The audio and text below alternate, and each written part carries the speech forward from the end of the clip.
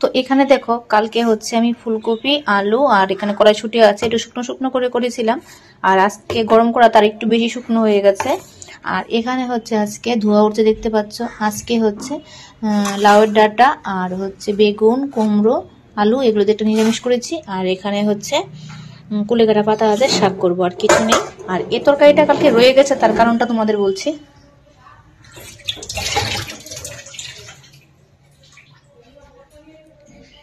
কালকে হচ্ছে তোমরা এর আগের দিন একদিন দেখলে আমাকে রাতের বেলা গিয়ে আমি একটা ফুলকপি আর কড়াইশুঁটি টমেটো আনলাম। তো কালকে দুপুর সকালবেলা হচ্ছে আমি কড়াইশুঁটি কি জানি সরি এই ফুলকপি বড়া আর ডাল করলাম, সেটা দিয়ে মন সকালে স্কুলে খেয়ে চলে গেছে, মিষ্টিকে খাওয়ালাম। আর আমি হচ্ছে এর আগের দিন ভাত ছিল সেটাই খেলাম ডাল দিয়ে, ডাল আর ফুলকপি বড়া দিয়ে। তো এটা আমাদের সকালে হয়ে গেছে। দুপুরে আমি আর রান্না করিনি, আমার মনটা যেন ভালো লাগছিল না।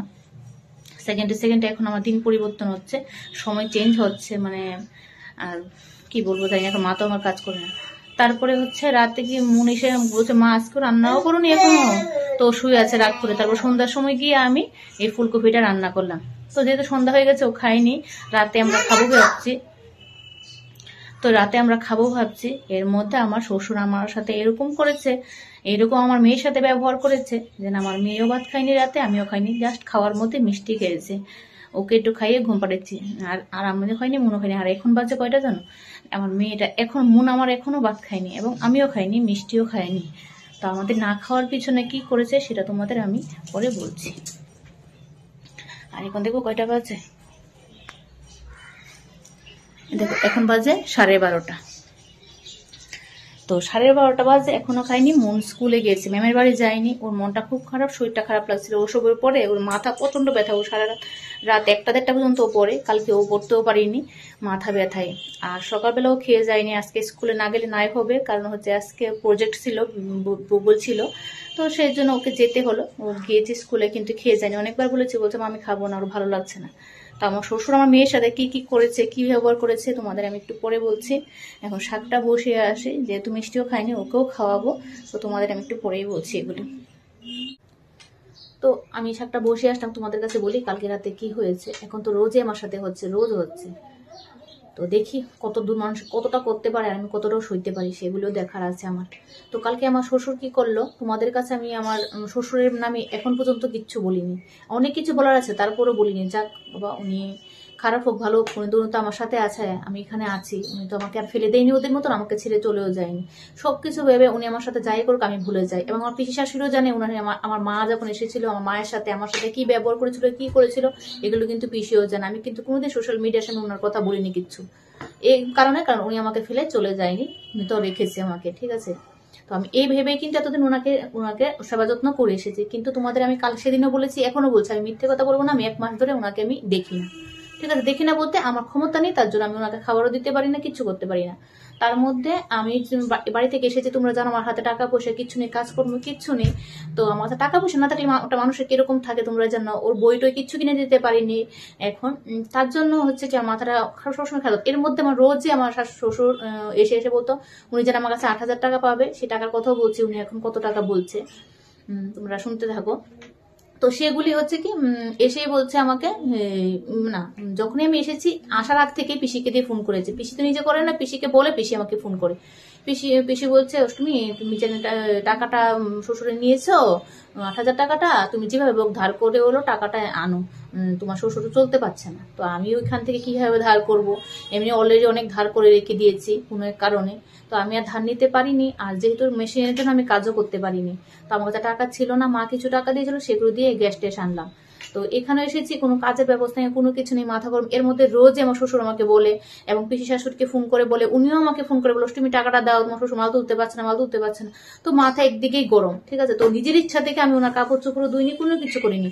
আর নিজের ইচ্ছাতে বলতে কি, আগে যখন আমি বাড়ি থেকে এবার যাওয়ার আগে উনি সবসময় আমার একটা ওখানে গামলা আছে যেটাতে আমি কাপড় চোপড় ধুই, সেটার মধ্যে উনি ওনার জামা কাপড় সবসময় এসে রেখে দিত, মানে ময়লা হলে ওটার মধ্যে রেখে দিত, আমি সকাল স্নানের সময় ধুয়ে দিতাম। কিন্তু এবার আসার পর থেকে উনি কিন্তু এগুলি করেনি, উনি এটাকে রাখিনি, উনি নিজের মতো করে হাতে করে নিয়ে চলে যেত। আমি কিন্তু ওনাকে জিজ্ঞেস করিনি কোথায় নিয়ে যায়, তো এগুলি আমি করিনি। এখন লোকের কাছে উনি ছড়াচ্ছে, ওনাকে আমি দেখি না, ওনার কাপড় চোপড় ধুই না, ওনাকে সেবা যত্ন করি না, সেগুলি বলছে। ঠিক আছে, বলুক, তা তো আমার আপত্তি নেই, আমি করি না, আমি সেগুলি বলে দিচ্ছি আমি করি না।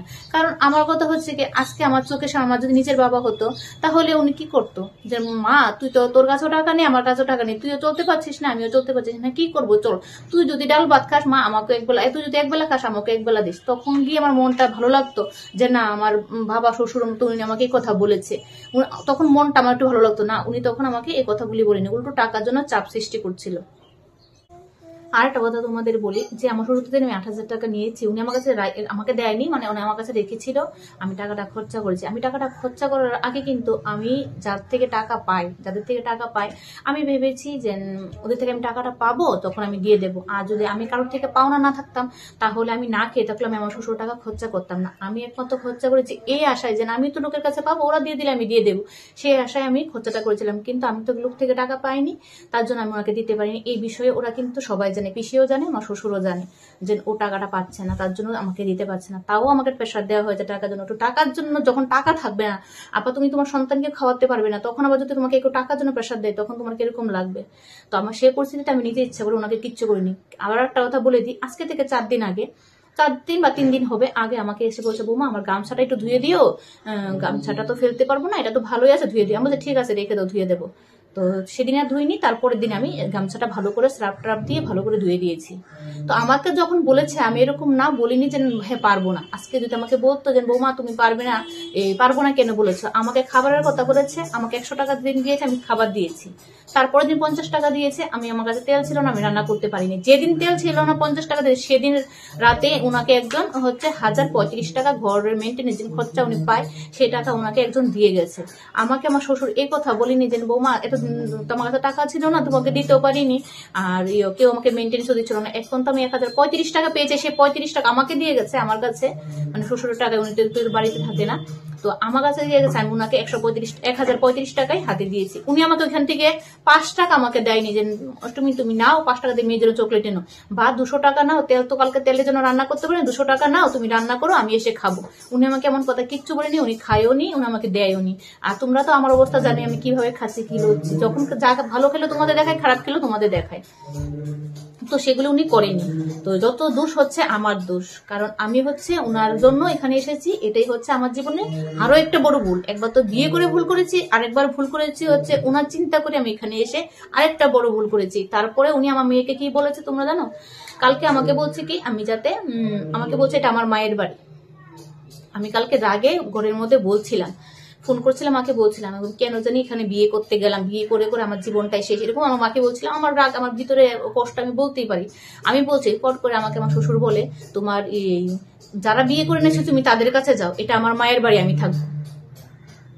আমি আমার মাকে ফোন করে বলছিলাম কথাগুলি, উনি আমাকে বলে এটা ওনার মায়ের বাড়ি, আমি যাতে চলে যাই, যারা আমাকে বিয়ে করে নিচ্ছে আমি যাতে তাদের কাছে যাই। ঠিক আছে, তারপরে বললো কি আমার বাবা তোমাদের কাছে আমি আগে বলেছি, এখনো বলছি, সবাই জানে আমি লুকাই না, কিছু লুকাবো, এটা আমি যদি ওনার থেকে লুকাই, ভগবান তো একজন আছে, উনি তো দেখবে, তার জন্য আমি মিথ্যে কথা বলিনি কোনো। কি হয়েছে তোমাদের কিছুদিন আগেও বললাম সেটা, যে আমি আমার 8,000 থেকে 3,000 টাকা দিয়ে দিয়েছি, কোনো এক কারণে ভগবানকে ডাকতে ডাকতে আমার কিছু কাজ এসেছিল হাতে, তো সেগুলি করে আমি 3,000 টাকা ওনাকে দিয়ে দিয়েছি। তাও আমার মেয়েদের বই আনিনি, খাতা আনিনি, ভালো খাবার আনিনি, উনি ওনার 3,000 টাকা দিয়েছি। উনি চলতে পারছে না বলে ওনার দোকানে মাল আনতে পারছে না, কিন্তু আমার মেয়ের জন্য আনিনি, সেটা তোমরা সবাই জানো। তো 3,000 টাকা দিয়ে এখন 5,000 টাকা। কালকে হঠাৎ করে এই কথাগুলি বলে, যেন আমার মায়ের ফটফট করে বলে, তুমি আমার 18,000 টাকা নিয়েছো বলে। আমি বাবা এক জায়গা থেকে 20,000 টাকা পেয়েছিল বাড়ি থেকেই, একটা ঘরের ব্যাপারে নিয়ে, সেগুলো ওরা জানে ভালো করে। তো পিসি আর শ্বশুর মিলে সই টই করে টাকা টোকা নিয়েছে 20,000 টাকা। 20,000 টাকা থেকে আমার পিসি শাশুড়ি নিয়েছে 2,000 টাকা, আর ছিল 18,000 টাকা। বলে কি পিসি 2,000 টাকা নিয়েছে, আর 18,000 টাকা নিয়ে আমি নিয়েছি, উনি নাকি 1 টাকাও নেয়নি। 8,000 টাকাতে আমার শ্বশুর বললো এখন বলে কি আমি 18,000 টাকা নিয়েছি। এবার বলো তোমরা আমাকে, যখন কেউ তোমার নামে এত বড় মিথ্যে কথা বলবে, তুমি যার জন্য এসেছো সে যখন এত বড় মিথ্যে কথা বলো, তখন তোমার কিরকম লাগবে? আমার ওনার কথা শুনে কালকে কান্না ছাড়া কিচ্ছু আসেনি। আমি ভিডিওটা করিনি কারণ আমার কান্না দেখলে সবাই এখন খুশি হয়, আর আমি কালকে ওনার কথায় আমি নিজেকে আটকে রাখতে পারিনি। আমার পিসিও জানে, পিসি শাশুড়িও জানে যে উনি কত টাকা আমার কাছে দিয়েছিল। আমি তোমরা আমাকে অনেকেই বলে যে এখন শুনি বলে যে আমি আগে কিচ্ছু করতাম না, এখন সব পারি। আরে মানুষের পরিস্থিতি মানুষকে সবকিছু শেখায়। আগে আমি ক্যামেরা কোথায়, যদি ক্যামেরা অন করতে পারতাম, আমি আমার টিপুরাতে ভিডিও করতে পারতাম। যখন আমার শ্বশুর শাশুড়ি আমাকে কষ্ট দিচ্ছিল, আমি এগুলি ভিডিও করে দেখাতে পারতাম। যখন আমি প্রেগনেন্ট অবস্থায় একা ছিলাম, তখন আমি ভিডিও করে দেখাতে পারতাম, দেখাইনি, কারণ আমি পারতাম না। কিন্তু সময় পরিস্থিতি মানুষকে সবকিছু শেখায়। আমি ভিডিও দেখতে দেখতে দেখতে দেখতে সবাইকে দেখি, ভিডিও করে এইসব দেখতে দেখতে অনেক কষ্ট করে আমি প্রথম ভিডিও দেখে তোমরা বুঝতে পারবে, দেখতে দেখতে দেখতে দেখতে আমি এগুলি শিখেছি। মানুষ মার্কেটে থেকে কেউ শিখে আসে না, সবাই আস্তে আস্তেই শিখে। তো আমি সেগুলি দেখে ভিডিওটা অন করলাম। আজকে ভিডিওটা অন করলাম বলে তোমরা দেখতে পাচ্ছ, তোমরা জানতে পারছো আমার সাথে কি হচ্ছে, এবং আমার শ্বশুরের জন্য আমি কি করেছি না করেছি তোমরা সব ভিডিওর মধ্যে আছে। আমি কার জন্য এখানে আসলাম সব আছে। কালকে উনি আমাকে বললো 18,000 টাকা যে উনার থেকে নাকি আমি নিয়েছি। পিসি নাকি বলেছে। আমি বলছি পিসিকে ফোন কর, পিসির ফোন লাগছে না। আমি ফোন ট্রাই করেছি, বলছে কি পিসিই তো বলেছে আমাকে, পিসিই বলেছে নাকি উনি 18,000 টাকা আমার কাছে, উনি নাকি পিসি নাকি 2,000 টাকা নিয়েছে, উনি নাকি 1 টাকাও নেয়নি। তো এই ঘটনাটা শোনার পর তোমাদের কেমন আমি কাঁদছিলাম। তখন আমার মন বললো তোমরা শুধু খালি আমার মনকে আমি সবসময় বলেছি, মন মা যত কিছুই হোক তুমি মুখ খুলবে না, কারণ তুমি তো বাচ্চা, তোমাকে লোকেরা অনেক কিছু বলতে পারে। তার জন্য ও আমার সন্তানদের নিয়েও কিন্তু অনেক অনেক কথা বলে, তাও কিন্তু আমার মন মুখ খুলে না, চুপ করে থাকে। যা হয় আমার মা মেয়েদের মধ্যে হয়, কিন্তু আমার মেয়ে কাউকে কিন্তু কিচ্ছু বলে না। তারপর হঠাৎ করে আমার যখন আমি কাঁদছিলাম অজস্রে, আমি আমার উকিলকে ফোন করলাম কোনো এক কারণে। তো আমার কাঁদছি আর আমার মনে বলছে মা তুমি কেঁদো না কেঁদো না।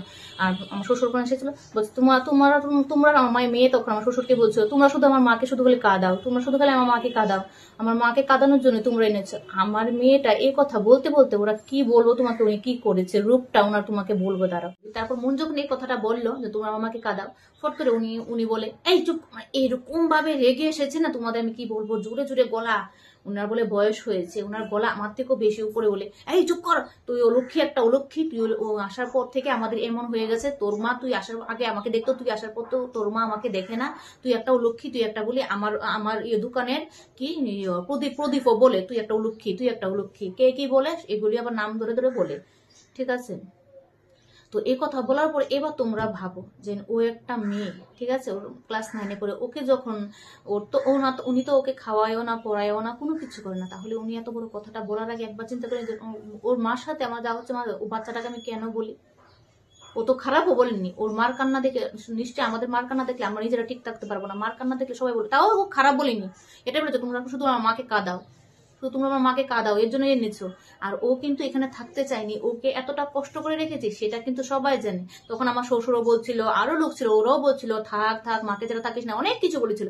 আর আজকে আমার মেয়ে অলক্ষী হয়ে গেছে, ঠিক আছে। আমার শ্বশুর বলছে আমার মেয়ে নাকি অলক্ষী। আর আমার মেয়ে আসার আগে আমার শ্বশুর রাজা ছিল, এখন আমার শ্বশুর প্রজা হয়ে গেছে, মানে ফকির হয়ে গেছে আমার মেয়ে আসার পর থেকে। ওরা আগে অনেক কুটিপুতি ছিল। আমি অলক্ষী, আমার মেয়ে অলক্ষী। তো যারা আমার সন্তানকে ভালোবাসবে না তাদেরকে আমি ভালোবাসবো না, সে আমার মা হোক, আমার দাদা হোক, আমার শ্বশুর যেই হোক, আমার সন্তানকে যে ঘৃণা করবে, যে ভালোবাসবে, যাকে এত করবো, আমি তাকে দেখবো না। ওনার মায়ের বাড়ি না হোক, ওনার যার বাড়ি হোক, এবার আমি শুধু এবার আমি কারো ছেলের বউ না, কারো কিছু না, এবার আইনে যা আছে আমি আইন অনুযায়ী চলবো। আমার আইনে যদি আমাকে বলে এখান থেকে তোকে যেতে হবে তাহলে যাব, আইনে যদি বলে না তোকে যেতে হবে না, তোকে থাকতে হবে, তুই থাকতে পারবি, থাকবো আমি। এবার আইন অনুযায়ী চলবো, কারণ সম্পর্ক নিয়ে আমি চলবো না। উনি আমার শ্বশুর অনুযায়ী, আগে অনেক ভাবছিলাম যে না উনি আমাকে রেখেছে, উনি আমাকে কেউ রাখিনি, ওরা আমাকে বিয়ে করে নিয়েছে, আমি পালিয়ে আসিনি বা উড়ে এসে জুড়ে বসিনি। ওরা আমাকে নিজে খুদ গিয়ে ওইখান থেকে সামাজিক ভাবে 10 জন পাড়া প্রতিবেশীর সামনে বিয়ে করে 7 পাক ঘুরে তারপর এনেছে, আমি পালিয়ে আসিনি।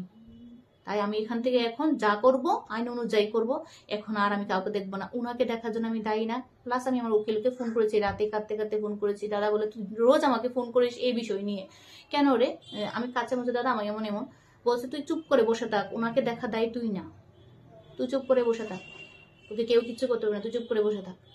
তাই এখন আমি আর আমার উকিল যেভাবে বলবে আমি সে অনুযায়ী চলবো, আমি কারো কোথায় চলবো না, আর আমার শ্বশুরকে দেখবো না, ওনার কাপড় চোপড় বলো ওনাকে দেখাবো, আমি কিচ্ছু করবো না। আমি ডাইরেক্টলি বলে দিয়েছি, আমি তো মিথ্যে কথা বলি না, জানি ওনাকে আমি এতদিন দেখেছি, আমি দেখিনি, দেখবো না। যারা আমাকে এত বড় কথা বলতে পারে, আমাকে মেয়েকে বলতে পারে, তাদের সাথে আমার কোনো সম্পর্ক নেই আজ থেকে। তো বললে অনেক কিছু বলার আছে, আজকে তোমরা যতটুকু শুনলে, আমি আমার নিজের তো বললাম যে আমি দেখিনি বা আসল বিষয় সেটাও বললাম, এবং উনি আমাকে কি আরো অনেক কিছু বলেছে, উনি যা যা বলেছে তোমাদের বলার মতো না। সেগুলি আমি বলতে পারবো না।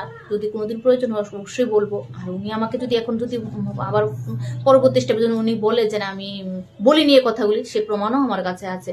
কারণ এখানে আমি প্রমাণ রাখি, কারণ সেটা আমার হচ্ছে কি এখানে থেকে আমি শিখে গেছি যে প্রমাণ ছাড়া কোনো কাজ হয় না। কারণ এখানে লোকে বলবে হ্যাঁ তোকে আমি এ করে দেবো, তোকে আমি সে করে দেবো, পরবর্তী স্টেপে বলবে না আমি খুব বলিনি তো এসব কথা। তার জন্য আমার কাছে প্রমাণের খুব প্রয়োজন। তার জন্য আমার মোবাইলটাই আমি প্রমাণ রেখে দিই। সেটাতে যদি কেউ আমাকে চালাক ভাবে, কেউ আমাকে শেয়ানি ভাবে, কেউ আমাকে ডেঞ্জার ভাবে, সেটাতে ভাবতে পারো, তাতে এটা তাদের অসুবিধা, আমার কোনো প্রবলেম নেই, ভাবতে পারো। কিন্তু আমি প্রমাণ রাখবো, যেহেতু আমার এখানে কেউ নেই, আমার প্রমাণ রাখা প্রয়োজন। কারণ এক মানুষ ঘুরতে এখানে যে মানুষ কিরকম সেটা তো আমি এখন হারে হারে টের পাচ্ছি, হারে হারে টের পেয়ে গেছি এখন কে কিরকম। তার জন্য আমার প্রমাণ রাখা প্রয়োজন। আর আমার শ্বশুর আমাকে কালকে কি কি কথা বলেছে সেগুলো আমার কাছে আছে, এবং আগে উনি কার নামে কি কি বলেছে সেটা আমার আমার মোবাইলে আছে। ঠিক আছে, আমার মোবাইলে শুধু রাখি না, এখন আমি ডাইরেক্ট অন্য জায়গাও পাঠিয়ে দিই। ঠিক আছে, সোশ্যাল মিডিয়া আছে এখন তাদের কাছে পাঠিয়ে দিই। কারণটা হচ্ছে কি ওরা আমার মোবাইলটাও নষ্ট করতে সেকেন্ড সময় লাগবে না, যেরকম আমার বর একবার করেছিল। আমার মোবাইলেও তখনও প্রমাণ ছিল না, ওরা আমাকে মারধর করেছিল, ওরা মা ছেলে কি করেছে। প্রথম প্রথম করতাম না, তারপরে দেখি ওরাদের কাছে সবকিছু আছে, আমার কাছে কোনো প্রমাণ আমি দেখাতে পারি না কাউকে। ওরা ফট করে লোকের কাছে বলে দেন আমি এটা করিনি। তারপর থেকে আমি ভিডিও করি। তো ভিডিওটা করার পর ওরা আমার মোবাইলটা 2 বা 3 বার ভেঙে দিয়েছে। তারপর প্রমাণগুলি আমার কাছে নেই, তখন ও নিজেও ডিলিট করে দিয়েছে। ঠিক আছে, এবার আমি ওটা আগের বিষয় তোমাদের আর বলতে চাই না, এইসব লম্বা কাহিনী। তখন করোনা চলছিল, কি একটা ডাউনলোড করতে হতো না, কি একটা অ্যাপস, ওই অমিতাভ বচ্চনের কি একটা অ্যাপস ডাউনলোড করতে হতো, সেটা ডাউনলোড করতে পারছিলাম। সেটা করতে গিয়ে সবকিছু ভিডিও দেখে সবকিছু ডিলিট করে দিয়েছিল। আর মোবাইলটা তখন আমার এমনই ছিল যে আমি এত বড় বড় ভিডিও পাঠাতে পারছিলাম না, ছোট ছোটগুলি পাঠিয়ে দিয়েছিলাম বাড়িতে, কিন্তু বড়গুলি পাঠাতে পারছিলাম না। তো তার জন্য হচ্ছে কি আমি এখন যাই ভিডিও করে যাই কিছু করে আমি অন্য জায়গায় পাঠিয়ে রাখি, যদি আমার মোবাইলও কিছু হয়ে যায় তাহলে যাতে ওনার থেকে আমি আবার নিতে পারি, বা আমার যদি কিছু হয়ে যায় যাতে ওদের কাছে সেন্ড করতে পারি। আমার জীবনে কোনো ভরসা নেই, আমার উপর দিয়ে যা যাচ্ছে, আমি একদিন খেলে আরেকদিন খেতে পারি না, মাথা কি করে আমি নিজেও করতে পারি না, বুক কি করে মাথা কি করে আমি নিজেও কি করতে পারি না। তার জন্য আমি এগুলোই রাখছি। ঠিক আছে, তো আজকে ভিডিওটা আমি এখানে শেষ করছি। তোমরা তোমাদের মতামত অবশ্যই জানাবে যে না আমার ভুল কোথায়, আমি কি করব, এখন কি করলে আমার ভালো হবে, অবশ্যই তোমরা আমাকে কমেন্টে জানাবে। যারা পার্সোনালি আমাকে মেসেজ করো, দিদি আছো, এরপরে কাকিমা আছো, ওরা আমাকে অবশ্যই জানাবে যে আমাকে কি করা উচিত, তোমরা যদি কমেন্টে না বলতে পারো। তো চলো আমি এখানেই রাখছি, মন আসবে, ওকে খাবার দেবো, ও সারাদিন খাইনি। মেয়েটার জন্য আমার খুবই কষ্ট লাগছে, মেয়েটা এখন ভালো করে পড়তে পারছে না, ওখানে ও পড়ার মন দিয়েছে, এখনো ভালো করে পড়তে পারছে না। আমারই ভুল, ওকে আমি কি কষ্টে রেখেছি এটা আমি জানি। তো চলো রাখছি।